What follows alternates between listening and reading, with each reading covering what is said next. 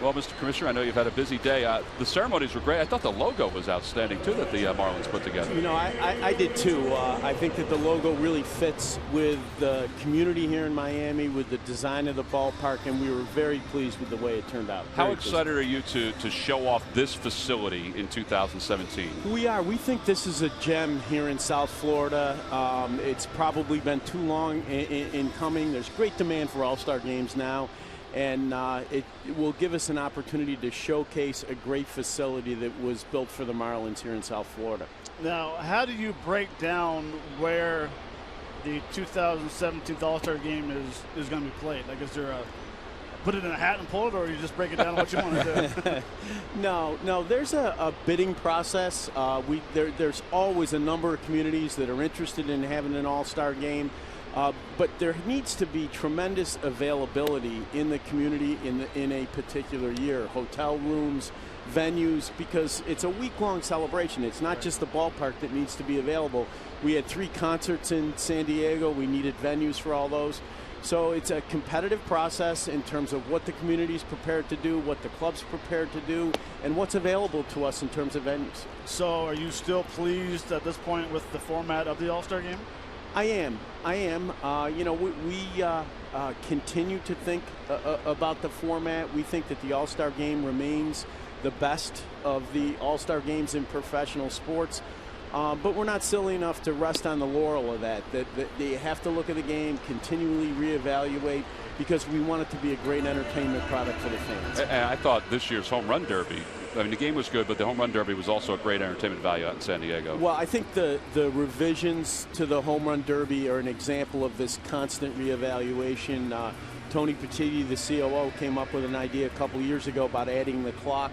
I think the clock makes the event far more exciting.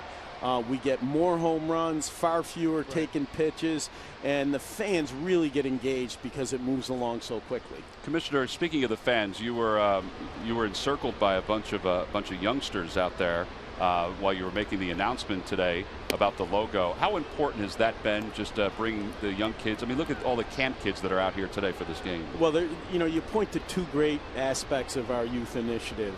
You know, one is youth participation. You get kids to play the game, you're going to turn them into fans, and that's the most important thing we can be focused on. The second one, and I'm afraid I haven't talked about this enough, you know, our clubs in their local markets do an unbelievable job of getting kids into the ballpark, and Camp Day here today is an amazing example of that kind of promotion. Our research shows that the sooner a kid goes to the ballpark, the more likely he is to become an avid fan. Well, we certainly saw that today. We could see that from the reaction from the kids when they're being asked to be loud and they're asked to do the wave. They're all trying to do that as well as the game's going on. It's great.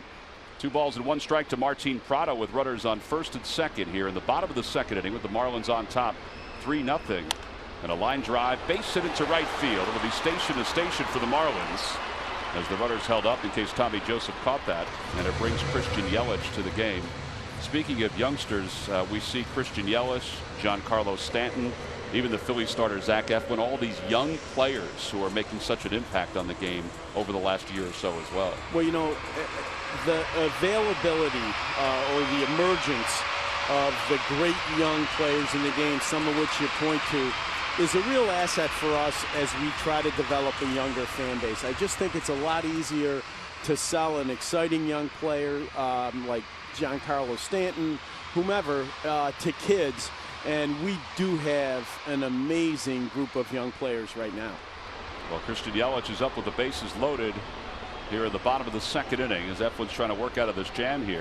And a liner down the left field line and out of play. What are some of the other things, Commissioner, that you're going to try to do to bring the kids back into the game more and more? Well, you know, our academy program continues to grow. We have an MLB Academy in Philadelphia already.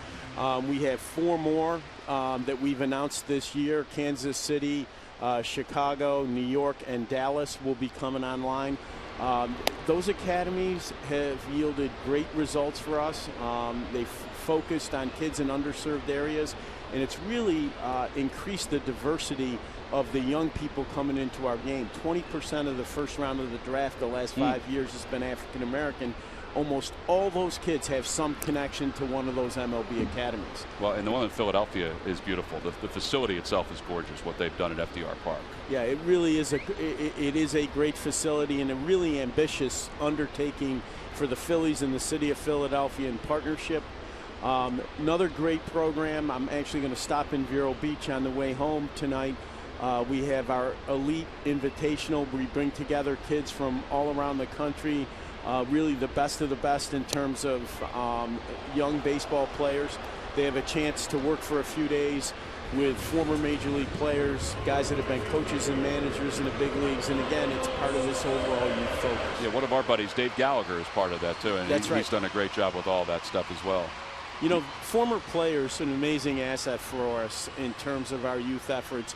You know, when you have a youth program out there and you want help from former major league players, it's a couple of phone calls and you got all the help you can need.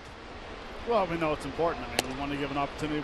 Basically, we want to give back to the kids that look up to all the major league players and say, hey, I'd like to be him someday. That's exactly right. So I'm going to change a little bit. You mentioned about a week ago or 10 days ago about changing the back end of the bullpen. Where do you stand with that right now, and how are things going there with that those talks? Well, I think that the comment I made about the back end of the bullpen is part of a much larger process of looking at the game, analyzing how the game has changed. And the game has changed a lot in the last 15 or 20 years. And making a decision as to whether or not it's time to make some adjustments in our rules, our roster rules, our playing rules, to make sure that we have the product that we want on the field. Because, I mean, that's one thing. I mean, you do see a lot of moves now with lefty-righties matchups. Now, I know you'd like to see more offense. Would you ever think about taking the shift away from – and I'm going to go with two things. Taking the shift away from the hitters, and two, you have the Chase Utley rule at second base. You have the Buster Posey play at home plate. How about a safety for pitchers for maybe having a DH in both leagues? He's the one to ask you that again, Commissioner. I asked you last year when we had you on as well. What I'm going to say about that is that in August at the owners' meeting, we're going to have an extended conversation about how the game's being played, get them a bunch of data, and we're going to talk about whether or not we need to be making some changes or at least thinking about changes in the rules. Matt will be on board with that if you need any advisement on that. I got you. Commissioner, thank you very much. We appreciate it. It's a pleasure, guys. Really nice to see you again. Yeah, good luck with everything. Commissioner Rob Manfred, our guest up here in the booth. The All-Star logo unveiled today here at Marlins Park, and it's a beautiful logo, and it's going to be a great event for this area and this facility in particular.